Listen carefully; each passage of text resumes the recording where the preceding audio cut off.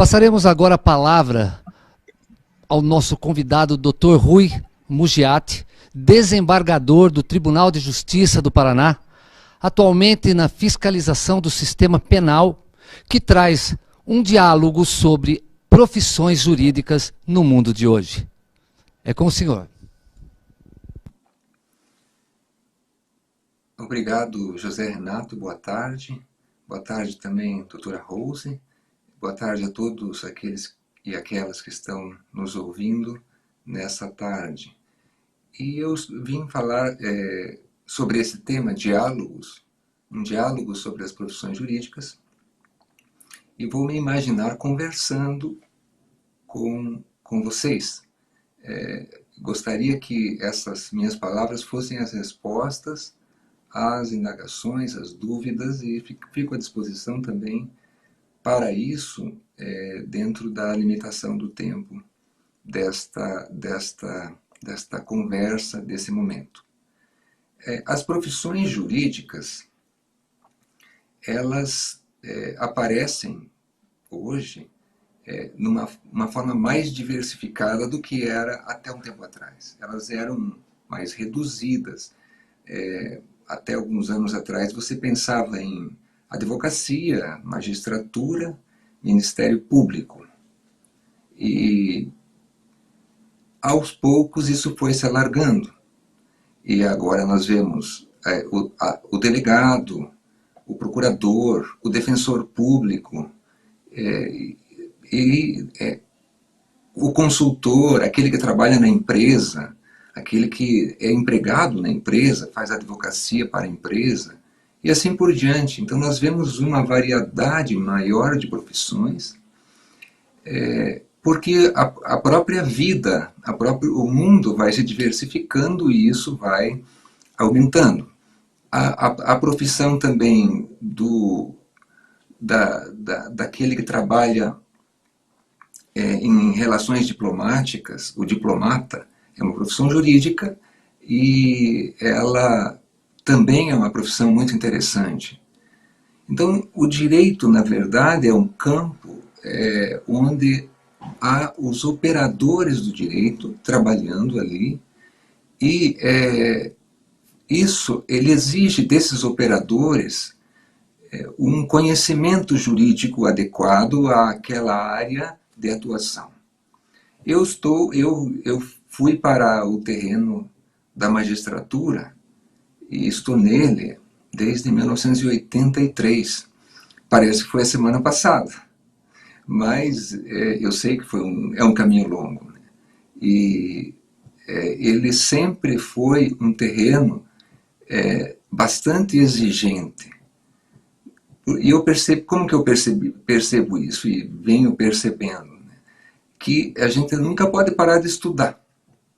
Então é uma exigência constante de contínuo aperfeiçoamento e de busca de conhecimento para que você possa acudir e fornecer, digamos, em cada caso concreto, a melhor solução, aquela solução mais adequada aos problemas que vão aparecendo na frente do magistrado.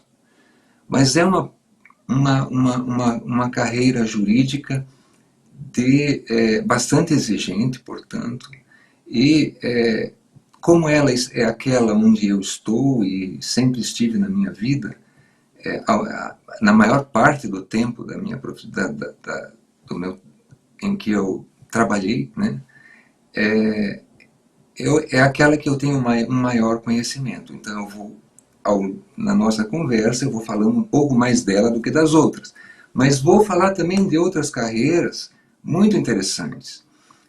Porque, no fundo, o direito, ele se apresenta a nós como uma relação que entre pessoas, e essa relação ela é envolta por normas, e ela vai seguir o caminho orientado por essas normas. Então vejam, se nós trabalhamos o direito e a justiça. Também a justiça, ela envolve relação humana. A relação humana. E essa relação está em todos os lugares. Então, todos os tipos de relações humanas estão, elas estão previstas, elas estão conduzidas por normas jurídicas de alguma forma.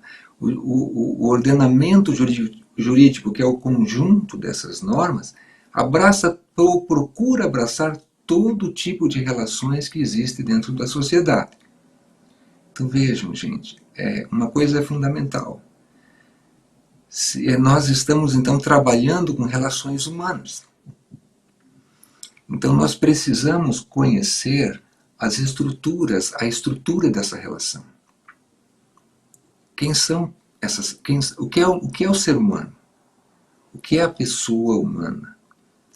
Por que é importante ela ser sujeito de direito? O que significa ela ser sujeito de direito? E se nós olharmos a história, nós vamos perceber que muitas pessoas não tinham o reconhecimento lá atrás, né, não eram reconhecidas como sujeitos de direito. O que significava isso? Significava que elas eram tratadas como coisas. E foi a época da escravatura. Imagine, nós estamos aí em 2020, e nós olharmos para trás, 1988, então nós estamos há um século, né, e algumas décadas da data da abolição da escravatura. Isso foi um marco importantíssimo na nossa história e ele representa também uma evolução da humanidade no seu caminho dentro do mundo do direito. O que nós chamamos de civilização jurídica. A civilização jurídica é aquela civilização, é aquele caminho que a humanidade percorre nos caminhos do direito. E nós vamos encontrando caminhos que a humanidade percorre e que vão ficando para trás. Muitas vezes eles retornam alguma coisa, a humanidade regride, daí ela volta a buscar de novo aquele desenvolvimento. E por que eu falo tudo isso? Porque eu estava falando justamente da estrutura da relação humana. Como é importante saber o que significa ser sujeito de direito, o que significa ter a dignidade humana ser o fundamento da ordem, do ordenamento jurídico. A base de toda a ordem jurídica é o reconhecimento da dignidade humana, que confere a toda pessoa a possibilidade de ser reconhecida como um sujeito de direito, ou seja, uma pessoa capaz de direitos e obrigações no mundo da sociedade, nas relações sociais. Então veja, tudo o que acontece na sociedade, nas relações que se entrelaçam, imagine a complexidade disso, como isso é complexo. E tudo isso é instigante. No momento em que nós percebemos essa realidade complexa, nós temos vontade, como operadores de direito, de começar a entender melhor como isso funciona. E as normas jurídicas vêm e nos dão as pistas, nos dão o norte. Como isso deve ser conduzido a efeitos e a resultados que farão com que a sociedade tenha um cenário melhor e se desenvolva como sociedade. Não só para ela própria como um todo, mas também para as pessoas que vivem dentro dela. Por isso que todas essas normas, além de elas serem obrigatórias e de elas conterem dentro delas mecanismos de fazer com que as pessoas sejam forçadas a se conduzirem de acordo com elas, as normas, também elas têm dentro delas princípios de convivência humana e princípios de justiça. Por quê? Porque elas visam lá na frente a uma sociedade justa, equilibrada e fraterna, que é o que está na nossa Constituição, é o que diz a nossa Constituição. E falando em Constituição, muitas vezes a gente vai toda hora, a aula de constitucional e tudo, mas o que é a Constituição? A Constituição é justamente o conjunto de princípios e normas que constitui a nossa sociedade como um complexo de relações organizado pelo direito e politicamente também organizado. Então, essa organização, portanto, da Constituição, ela é jurídica e política ao mesmo tempo. Então vejam que o direito daí começa a se entrelaçar com a política, e aqui ela é vista como todos aqueles princípios que ordenam a condução da sociedade para uma sociedade onde se realize o bem comum, o bem de todos, e onde todos e todas as pessoas possam encontrar e construir os caminhos que levem à felicidade de cada um. É para isso que serve o direito. Vejam, é uma proposta extremamente ambiciosa, mas que conta com a cooperação e a colaboração de todos os membros da comunidade jurídica. E esses membros que são sujeitos do direito, veja, a sociedade passou vicissitudes na sua história. Por muito tempo, pessoas não eram reconhecidas como tais, mas como objeto, porque elas não eram consideradas dados depois de uma longa viagem para que eles viessem depois a Paranaguá para serem vendidos e terem uma compleição física que rendesse um preço maior. Imagine isso, fazem apenas um século e algumas décadas atrás. Ou seja, do ponto de vista da história da humanidade, isso é muito pouco. Então veja como é importante entender a historicidade do direito, saber que nós estamos evoluindo, tanto no aspecto do mundo, né, a civilização jurídica que a humanidade incorpora, quanto no aspecto da nossa história como país e como cidadãos. E quando eu falo o direito se entrelaça com a democracia, isso significa que, como cidadãos, nós somos responsáveis também pela sociedade como um todo. Nós temos que olhar o bem comum. Há poucos dias houve eleições no Brasil inteiro. E naquelas eleições, nosso voto, o ordenamento jurídico espera que nós tenhamos votado olhando o bem comum lá na frente. Isso significa o voto. Significa o compromisso de construir a sociedade com uma visão do bem comum. A política, nesse sentido, significa uma ética social voltada para a construção do bem comum. Toda vez que nós pensamos em bem comum, e isso é um conceito que ele é recorrente no pensamento jurídico.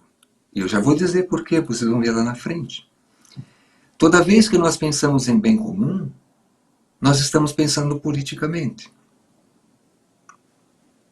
Mas a política no sentido de construção do bem comum. E nós temos obrigação de fazer isso.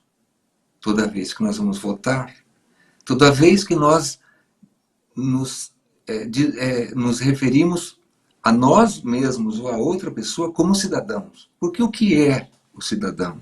O cidadão é aquele que é o sujeito de direito.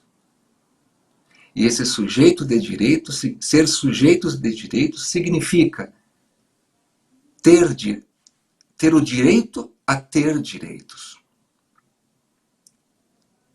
Então vejam, nós temos, quando nós pensamos juridicamente e politicamente quando olhamos a sociedade. Porque vamos enxergar o quê? O bem comum. E quando olhamos o indivíduo, nós vamos trabalhar agora com uma ética mais reduzida, não tão alargada, mas que continua ainda com uma visão política do ponto de vista de ver um cidadão. Então, todo aquele indivíduo que está na sociedade, ele é um cidadão. E isso significa algo extremamente importante. Por quê? Porque essa pessoa, ela tem direito a ter direitos. Isso é a cidadania. Isso é o que é de mais precioso do ponto de vista jurídico. Por quê? Porque confere a essa pessoa a possibilidade de se posicionar socialmente como um sujeito de direitos, ou seja, como alguém que pode adquirir direitos de acordo com a legislação e pode assumir responsabilidades. E quando nós falamos em direito, nós não conseguimos dissociar essas duas coisas. Por quê? Como eu falei lá atrás para vocês, o direito é uma relação. Ele nos coloca na relação social. Então, se eu tenho direito a alguma coisa, alguém tem o dever correspondente a esse direito. Por menor que seja, vai ser o dever de respeitar o limite do meu direito. Mas vai haver um dever. E o mais interessante é que quando eu quero direitos, eu vou ter, do ponto de vista interior, eu vou ter a capacidade de ter direitos na medida em que eu for capaz de assumir responsabilidades. Então, o direito nunca está dissociado do dever. O direito e o dever são duas faces da mesma moeda. E a nossa sociedade, infelizmente, ela foi por um caminho de muito individualismo, que muitas vezes nós encontramos pessoas pretendendo direito sem assumir nenhum dever. E isso é você quebrar a própria estrutura da natureza do direito.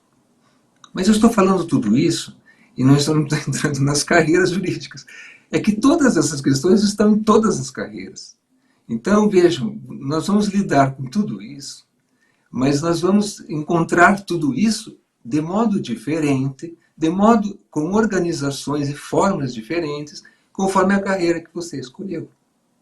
Mas veja que são questões muito estimulantes, muito desafiadoras, e quanto mais você aprofundá-las, melhor você vai poder entender o que está acontecendo lá naquele terreno de uma certa carreira jurídica. E agora eu vou entrar mais um pouco em cada uma.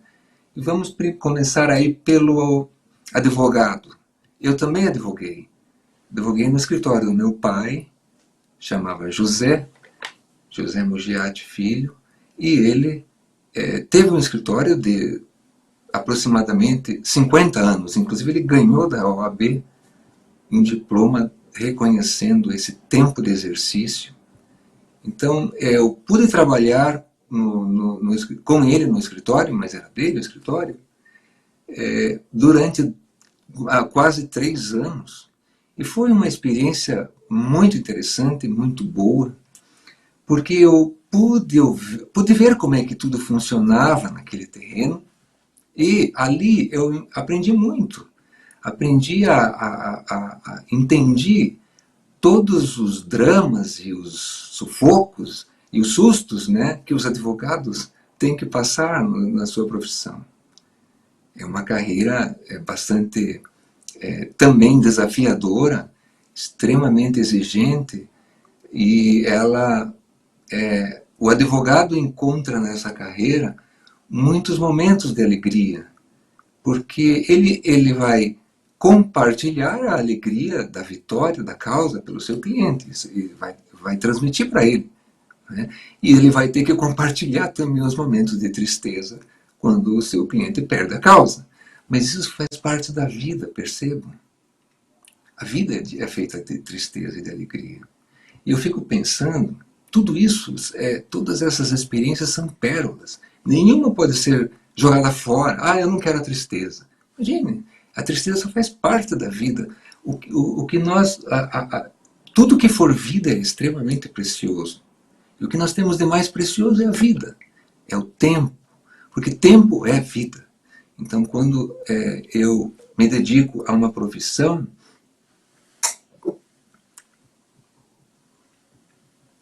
eu estou dedicando um tempo a ela.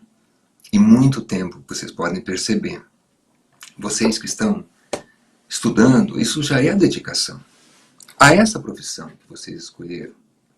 Então, isso já começou, a dedicação já começou. O tempo, a entrega do tempo já começou. Isso já é uma doação. Então, isso também é um sacrifício. E tudo isso também é uma riqueza. Porque quando você está investindo o seu tempo em algo, você está enriquecendo aquilo. Aquilo vai ter um valor maior para você. O provérbio que diz aquilo que é de graça não tem valor, no fundo é isso. Você valoriza aquilo em que você pôs o seu próprio valor, o seu trabalho, o seu suor. E aquilo que veio de graça, a gente tem a tendência, né? Nós temos isso, é do ser humano, de dar menor valor, porque nós não pusemos algo da nossa vida ali. Mas nós sabemos que aquilo também, muitas coisas que nós não fizemos assim, tem muito valor, como tudo aquilo que vem de Deus, por exemplo, do céu, do sol, né? Aquilo tem muito valor. E isso faz parte também de entender e compreender como viver, a arte de viver, faz parte da arte de viver. Então vocês veem que as carreiras jurídicas, elas precisam do ser humano construído, para poder entender tudo isso, para poder entender a relação, para poder entender o sofrimento humano, e isso, nas carreiras jurídicas, você vai encontrar muito sofrimento humano. Eu não vou esconder isso, né? Porque as pessoas que buscam profissionais da área do direito são pessoas que necessitam de atendimento, e até nós usamos muito a expressão dos remédios jurídicos. E uma forma de remédio jurídico vem da própria humanidade de cada um, e que é tão importante quanto o próprio remédio, o remédio jurídico propriamente dito, que é a atenção, o respeito, o saber ouvir, o dizer, vamos buscar uma solução com calma. E, além disso, demonstrar a demonstração à pessoa que está sofrendo que aquele sofrimento tem um valor e que ela foi ouvida, o seu sofrimento foi visto, né, e foi respeitado. Isso é da humanidade, isso é da relação. Não está no código, não está em nenhum código. Isso é da relação, é a empatia, é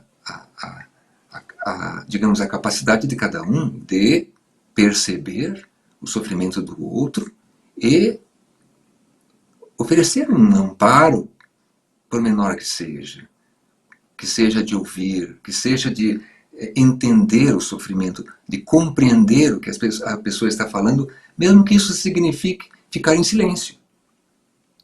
Então vejam, todas essas experiências estão dentro das carreiras jurídicas. O advogado ele é o primeiro a ser buscado por aquele que necessita de auxílio jurídico. Então é ele que vai ouvir a primeira vez a história. É ele que vai julgar a primeira vez aquele fato e vai verificar, então, vamos ver o que fazer. E ele, muitas vezes ele não sabe o que fazer. E o cliente quer que ele saiba. Isso aí é uma questão, né, até para poder fortalecer o laço de confiança. Então, O advogado, por mais que ele estude, por mais que ele se dedique, ele pode eventualmente estar numa situação difícil, o fato é difícil, a qualificação de como ele vai qualificar aquilo, como ele vai dizer para o cliente, olha, a solução é essa. Então ele vai ter que ser sincero, olha, eu vou estudar seu caso, ele é um caso complexo, volte amanhã e nós vamos conversar de novo. Ou, se o cliente for muito ansioso, né, como disse uma vez um professor da minha faculdade, na Universidade Federal do Paraná, diga que você já está de saída, estava acabando de sair quando ele chegou, e já marque para amanhã o retorno, mas atenda bem. Seja uma pessoa atenciosa, porque esse é o primeiro auxílio, é o primeiro remédio, e talvez muitas vezes seja o mais importante. Eu percebo muito bem isso, como juiz, quando muitas vezes era procurado, agora no tribunal é mais difícil, porque no tribunal as pessoas vêm menos. Né? Mas na comarca onde eu estava, muitas pessoas procuram o juiz, isso é quase um costume, né? E eu sempre estava com a porta do meu gabinete aberta. Era a maneira de trabalhar. Né? As pessoas entravam, e elas entravam, e eu escutava essas pessoas, e percebia que ali havia um atendimento jurídico, mas ao mesmo tempo um atendimento humano. E eu percebia que, às vezes, a pessoa, ela ouvia de mim a verdade que era difícil para ela suportar. Mas ela saía mais consolada do que quando tinha entrado. Então, veja, o ser humano ele é um mistério. Nós temos que respeitar esse mistério e temos que nos dedicar a tentar entender ele cada vez mais, né, através dos psicólogos, através das diversas disciplinas que estudam o ser humano, mas principalmente cuidar das pessoas, aprender a cuidar delas, especialmente quando elas estão em situações muito difíceis, muito complicadas, muito dramáticas e entram num estado de angústia. E você vai ver isso nas carreiras jurídicas, né? Vamos para outra profissão, promotor de justiça. Então nós vemos aí o promotor. Eu tive muitos amigos promotores de justiça e tenho hoje. Tenho e tive amigos advogados, enfim, do mundo do direito. Mas o que eu posso dizer é que a primeira coisa que eu vejo é que o promotor de justiça, ele é promotor de justiça. Então ele tem que fazer honra, né? Ele tem que honrar esta forma de denominação. Ele é promotor, ele promove a justiça. Então, nesse aspecto, ele não é só apenas um fiscal da lei ou do próprio ordenamento jurídico, mas ele busca a realização da justiça. Se você for olhar na advocacia, na magistratura, no Ministério Público, na Defensoria Pública, nas procuradorias municipais, estaduais, federais, todos vão dizer a mesma coisa. No direito, se você tiver entre decidir fazer aplicar a lei ou fazer a justiça, decida para fazer a justiça. Todos falam nessa mesma linguagem. Porque a justiça é o sentido do direito. Quando a justiça acontece, todas as pessoas, a situação de equilíbrio vem à tona e todos ficam assim. É claro, existem aqueles que não vão ficar satisfeitos, mas a decisão é uma decisão com uma grande força de aceitação. Agora, muitas vezes a justiça é algo que não está ao alcance do direito, por assim dizer. Como, por exemplo, num caso de prescrição, a dívida ficou prescrita. Nesse caso,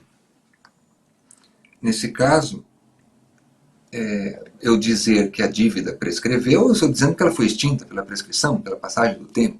E aí o direito busca a paz social, mas a decisão pode não ser eventualmente tão justa assim, porque afinal de contas havia uma dívida.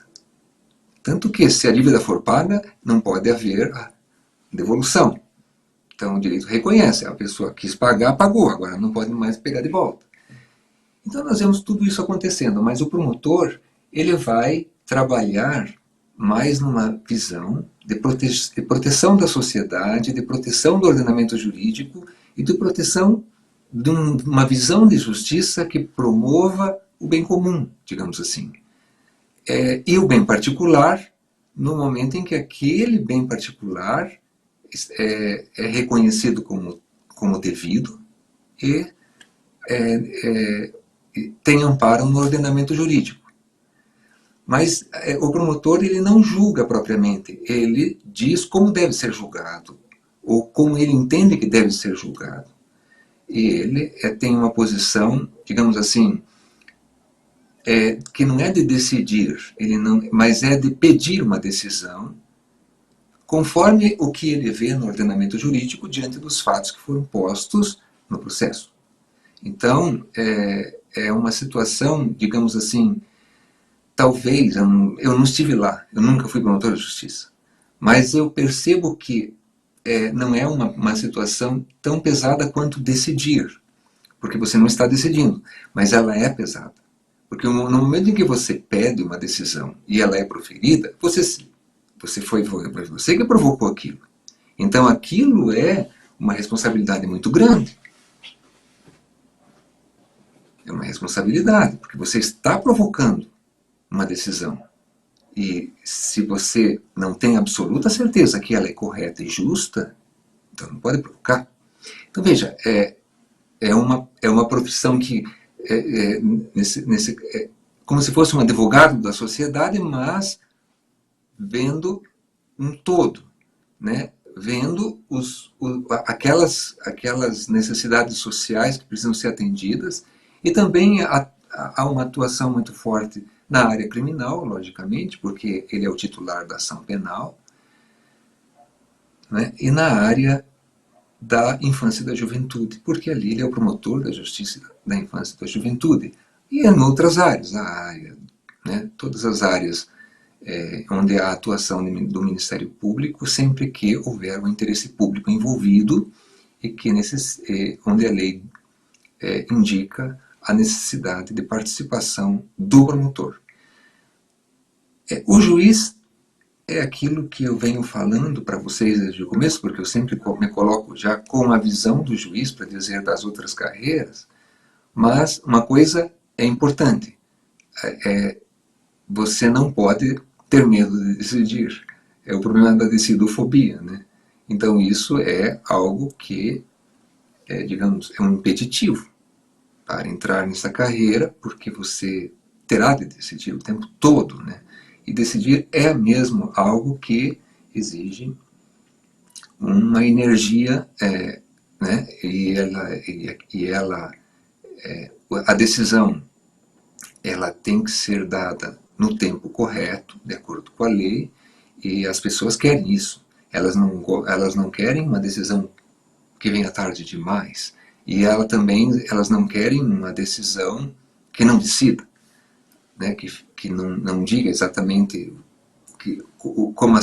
como é o direito, como deve ser naquele momento, no fato concreto que foi discutido no processo. O que eu posso dizer? Que dentro da magistratura você vai encontrar muito trabalho, né? Prepare-se para finais de semana, inclusive, né? Porque você não vai apenas fazer um horário, você vai ter uma carga de processos, e nós sabemos que no Brasil esses processos aumentaram, eles têm aumentado ao longo dos anos, e nós, os juízes, precisamos dar conta de tudo. Então o trabalho não começa nem termina, ele é uma rosca sem fim, digamos assim, e você precisa estar disposto a cada processo, você precisa estar inteiro em cada processo, né, com a sua pessoa inteira ali, o seu sentimento, o seu pensamento, o seu cuidado, porque cada um atrás de cada processo existem vidas humanas e elas é que contam ali naquele momento. Então é necessário você não só estar preparado para decidir através do estudo, e o estudo tem que ser contínuo, o aperfeiçoamento também, mas ao mesmo tempo você tem que vir para a decisão e estar concentrado dentro daquele caso, como se ele fosse único, digamos assim. Porque aquilo não pode ser como fazer algo repetitivo, e porque você poderá errar. Né? E o erro ali pode ser algo que produza um problema que pode ser insolúvel, inclusive, que pode não ter solução, ou que mesmo tendo solução, o dano pode ser algo que possa ser grande. Então é preciso atender bem cada caso. E veja, nós vemos aí que tudo isso envolve vocação. Né? E nós olhando para trás, todas essas profissões que eu já falei, que são, né? O procurador, eu também fui procurador. Na época que eu trabalhava com meu pai, eu era procurador do Estado, e naquela época você podia trabalhar no escritório e atender a procuradoria. Então, quando você é procurador, você defende o ente público, o Estado, o município, a União. Você atende você é o advogado do Estado ou do município, e você trabalha defendendo aquela pessoa jurídica de direito público, né, de acordo com a legislação também. Você vai aplicar a lei no caso concreto, ou vai buscar a aplicação da lei no caso concreto em favor da municipalidade, do Estado, etc.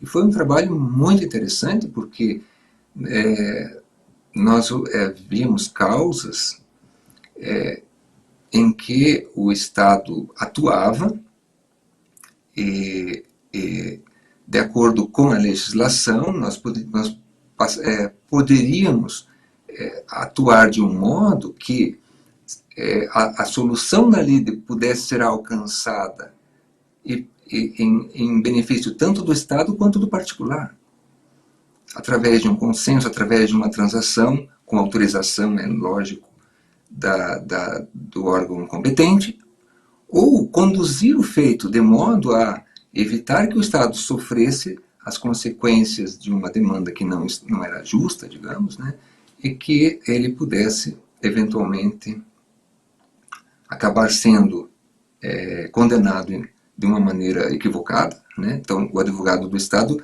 ele trabalha pelo interesse do Estado, mas o interesse de acordo com a lei, e não apenas de acordo com a necessidade de o Estado evitar de cumprir a lei. Então, é uma situação diferente, é um enfoque interessante, e tudo isso está na carreira do procurador.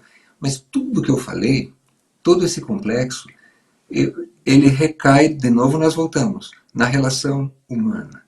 E os romanos, na época do direito romano, né, em que o direito romano teve o seu apogeu, os juristas romanos, na época, já tinham definido que para o jurista trabalhar, ele tem que seguir 3 princípios, que são chamados os princípios do direito, que foram dados pelos romanos, pelos jurisconsultos romanos.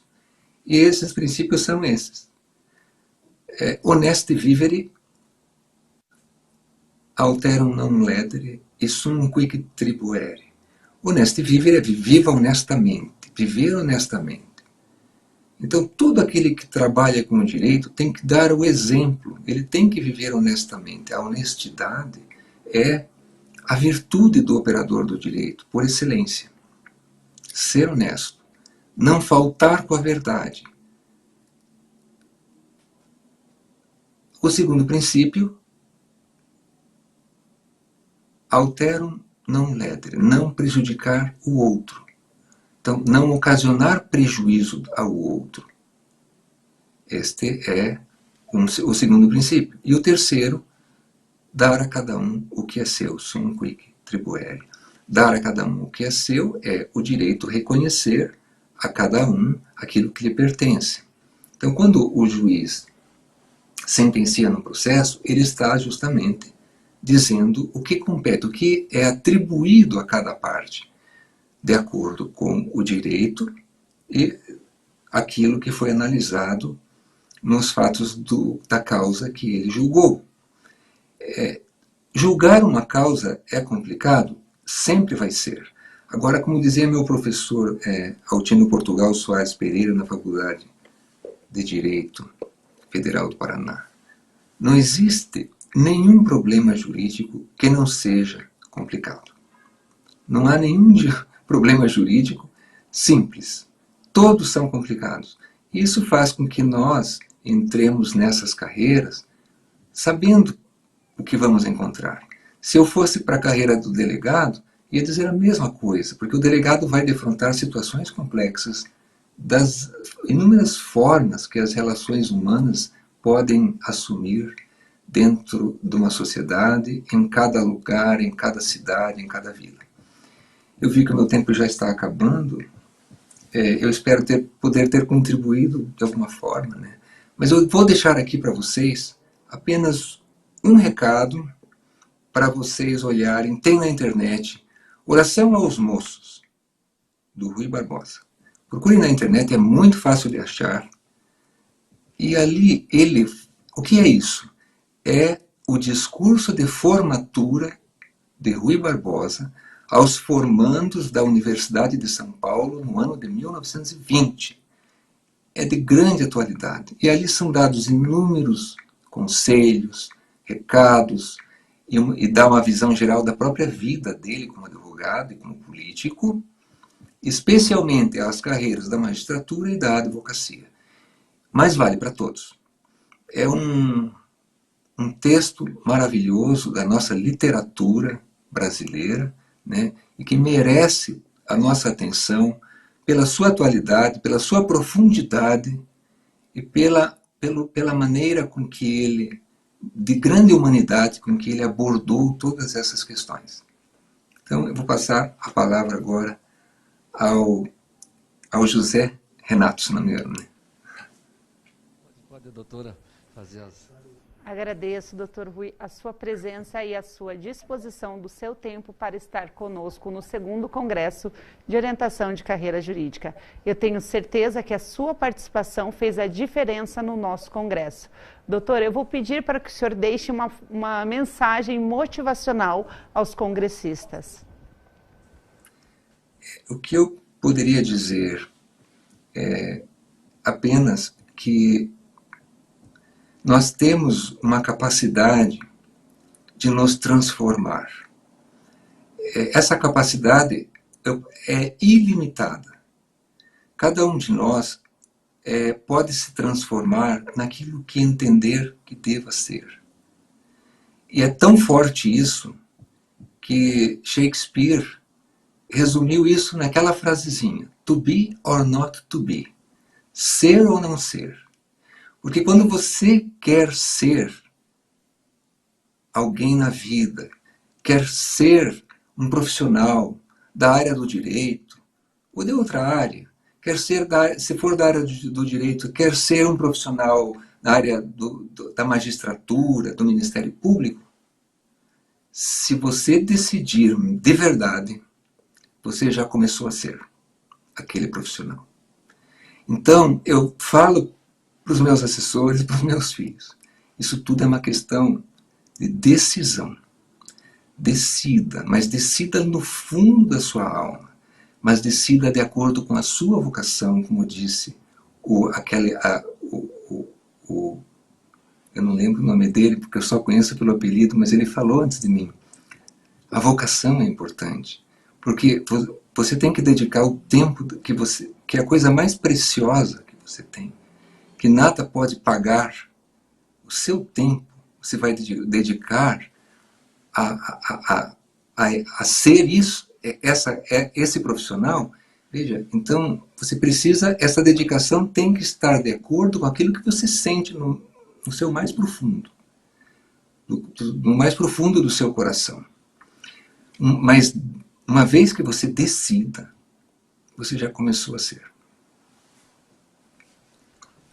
Obrigada, doutor.